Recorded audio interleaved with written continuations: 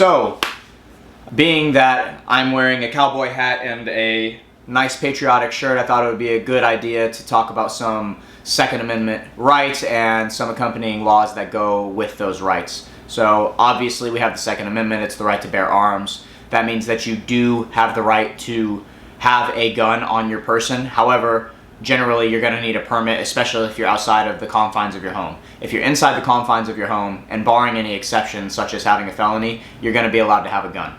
With that being said, let's jump into some legal considerations for owning your own gun if you do decide to do so. The first consideration that I want to talk about is called the castle doctrine.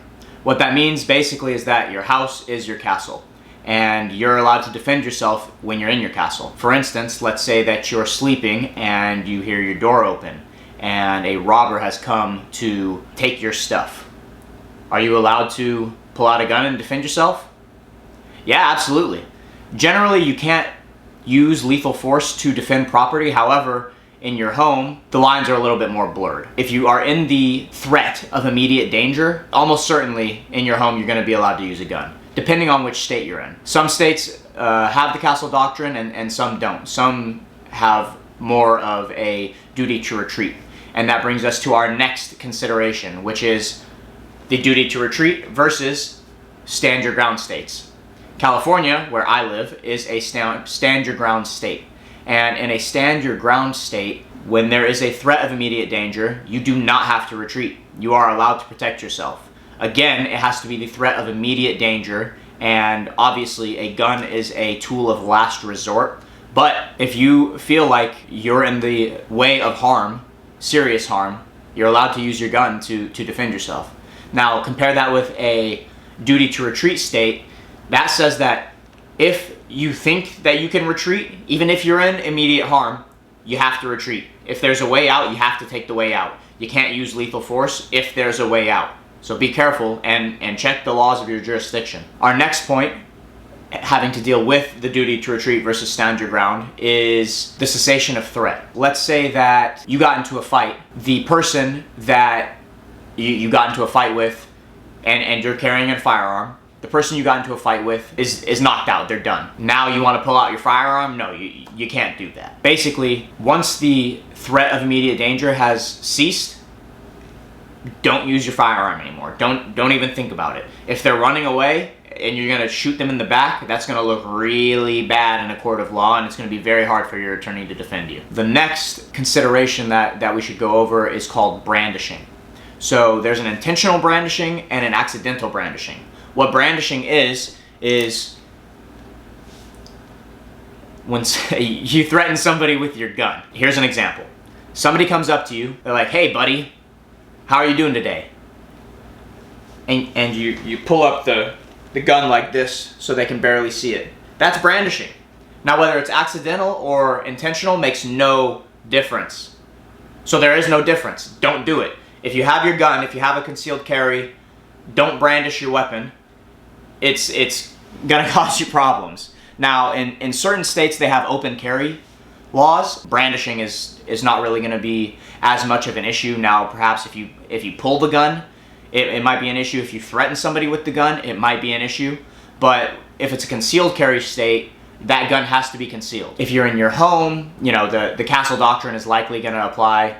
Remember, this isn't legal advice, so check the laws of your own jurisdiction, but castle doctrine is a pretty strong doctrine, and if you are in the threat of immediate danger in your home, you're probably allowed to use the gun that you legally own, which you have to have registered first. So now let's talk about when you can actually use the gun. You have your concealed carry, you're walking around. Some type of danger arises. There's a guy, he has a knife. At what point does it become the threat of immediate danger, which is a key term I keep emphasizing? Well, according to the Tooler principle, it's about 21 feet.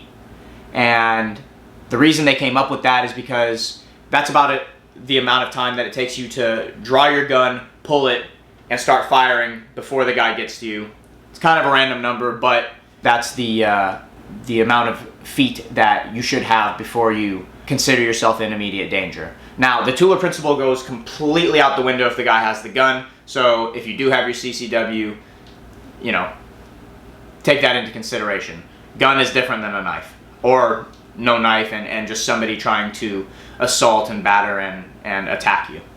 All right, so now let's talk about, you have your CCW, you have your weapon, and you're enjoying the safety that you feel exercising your Second Amendment rights.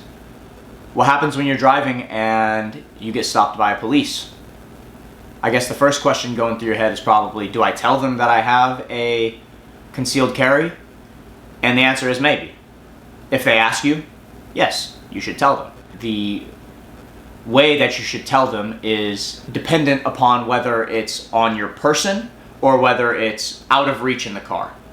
If it's out of reach in the car and they ask you specifically, do you have a gun on you? You answer yes. If they don't ask you, do you have a gun on you?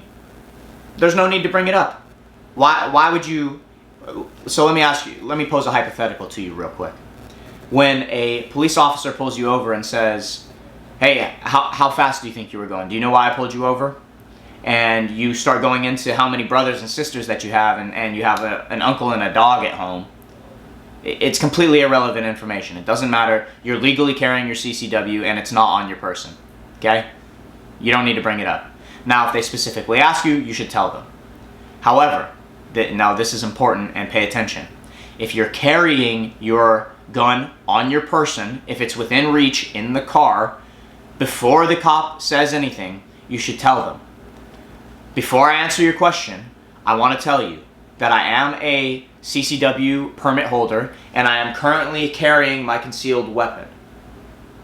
So what they're going to do is up to question, actually, because most police in a non-open carry jurisdiction they don't really have a protocol to deal with that. They're not so accustomed to dealing with people with CCW permits. What they are more accustomed to dealing with is people who have been speeding, people who have been drunk driving. They have a protocol for that. It's not so common that they get CCW holders, okay? What they will do is they're probably gonna pull you from the car, they're gonna take your gun, they'll handcuff you, they'll run the serial number on the gun, they'll run the permit, and they're gonna make sure that the permit and the serial number on the gun match up. Once they match up, no problem. They'll probably give you your gun back and send you on your way. Now, whether you get a ticket or not for the reason they pulled you over is a different story. You know, you're not gonna have a problem with the CCW permit. Again, I have to stress, if you have it on your person, you should tell them.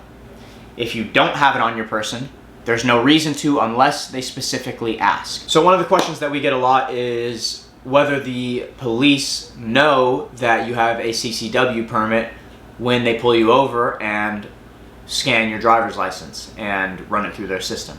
The answer is no. So don't freak out if you get pulled over and you have your gun in the car. They don't know that you have a gun in the car.